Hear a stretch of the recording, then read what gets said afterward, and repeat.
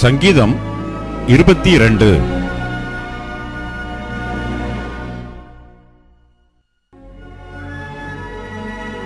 அகிலேத் ஷகார் என்னும் ராகத்தில் பாடி ராகத் தலைவனுக்கு ஒப்புவிக்கப்பட்ட தாவீதின் சங்கீதம். என் தேவனே, என் தேவனே, ஏன் என்னை கைவிட்டீர்? எனக்கு உதவி செய்யாமலும் நான் கதறிச் சொல்லும் வார்த்தைகளை கேளாமலும் ஏன் தூரமாயிருக்கிறீர்? என் தேவனே, நான் பகலிலே கூப்பிடுகிறேன், உத்தரவு கொடீர். இரவிலே கூப்பிடுகிறேன், எனக்கு அமைதல் இல்லை. இஸ்ரவேலின் துதிகளுக்குள் வாசமாயிருக்கிற தேவரீரே பரிசுத்தர். எங்கள் பிதாக்கள் உம்மிடத்தில் நம்பிக்கை வைத்தார்கள். நம்பின அவர்களை நீர் விடுவித்தீர். உம்மை நோக்கி கூப்பிட்டு தப்பினார்கள். உம்மை நம்பி வெட்கப்பட்டு போகாதிருந்தார்கள். நானோ ஒரு புழு, மனுஷன் அல்ல, மனுஷரால் நிந்திக்கப்பட்டும் ஜனங்களால் அவமதிக்கப்பட்டும் இருக்கிறேன். என்னை பார்க்கிறவர்கள் எல்லாரும் என்னை பரியாசம் பண்ணி உதட்டை பிதுக்கி தலையை துலுக்கி, கர்த்தர் மேல் நம்பிக்கையாயிருந்தானே, அவர் இவனை விடுவிக்கட்டும். இவன் மேல் பிரியமாயிருக்கிறாரே, இப்பொழுது இவனை மீட்டு விடட்டும் என்கிறார்கள். நீரே என்னை கற்பத்திலிருந்து எடுத்தவர். என் தாயின் முலைப்பாலை நான் உண்கையில் என்னை உம்முடைய பேரில் நம்பிக்கையாயிருக்க பண்ணினீர். கற்பத்திலிருந்து வெளிப்பட்ட போதே உமது சார்பில் விழுந்தேன். நான் என் தாயின் வயிற்றில் இருந்தது முதல் நீர் என் தேவனாயிருக்கிறீர். என்னை விட்டு தூரமாகாதேயும்.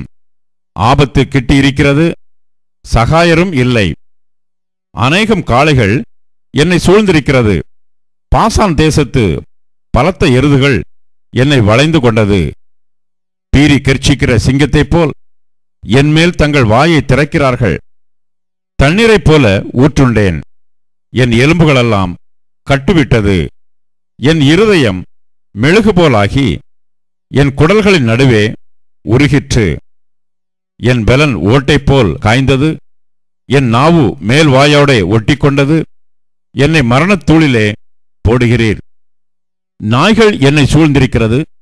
பொல்லாதவர்களின் கூட்டம் என்னை வளைந்து கொண்டது. என் கைகளையும் என் கால்களையும் உருவ குத்தினார்கள். என் எலும்புகளையெல்லாம் நான் எண்ணலாம்.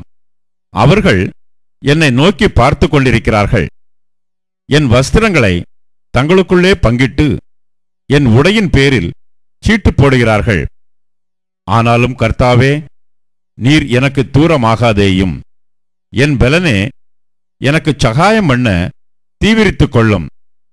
என் ஆத்துமாவை பட்டயத்திற்கும் எனக்கு அருமையானதை நாய்களின் துஷ்டத்தனத்திற்கும் தப்புவியும். என்னை சிங்கத்தின் வாயிலிருந்து ரட்சியும்.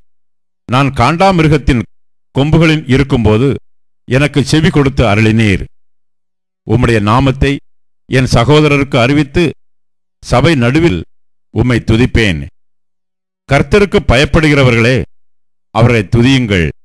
யாக்கோபின் சந்ததியாரே, நீங்கள் எல்லாரும் அவரை கனம் பண்ணுங்கள். இஸ்ரவேலின் வம்சத்தாரே, நீங்கள் எல்லாரும் அவர் பேரில் பயபக்தியாயிருங்கள். உபத்திரப்பட்டவனுடைய உபத்திரவத்தை அவர் அற்பமாய் எண்ணாமலும் அருவருக்காமலும் தம்முடைய முகத்தை அவனுக்கு மறைக்காமலும் இருந்து தம்மை நோக்கி அவன் கூப்பிடுகையில் அவனை கேட்டருளினார். மகா சபையிலே நான் உம்மை துதிப்பேன். அவருக்கு பயப்படுகிறவர்களுக்கு முன்பாக என் பொருத்தனைகளை செலுத்துவேன். சாந்த குணம் உள்ளவர்கள் புசித்து திருப்தி அடைவார்கள். கர்த்தரை தேடுகிறவர்கள் அவரை துதிப்பார்கள். உங்கள் இருதயம் என்றென்றைக்கும் வாழும். பூமியின் எல்லைகளெல்லாம் நினைவு கூர்ந்து கர்த்தரிடத்தில் திரும்பும். ஜாதிகளுடைய சந்ததிகளெல்லாம் உமது சமூகத்தில் தொழுது கொள்ளும். ராஜ்யம் கர்த்தருடையது, அவர் ஜாதிகளை ஆளுகிறவர். பூமியின் செல்வவான்கள் யாவரும் புசித்து பணிந்து கொள்வார்கள். புழுதியில் இறங்குகிறவர்கள் யாவரும் அவருக்கு முன்பாக வணங்குவார்கள். ஒருவனும் தன் ஆத்துமா அழியாதபடி அதை காக்கக்கூடாதே. ஒரு சந்ததி அவரை சேவிக்கும். தலைமுறை தலைமுறையாக அது ஆண்டவருடைய சந்ததி எனப்படும். அவர்கள் வந்து அவரே இவைகளைச் செய்தார் என்று பிறக்கப் போகிற ஜனங்களுக்கு அவருடைய நீதியை அறிவிப்பார்கள்.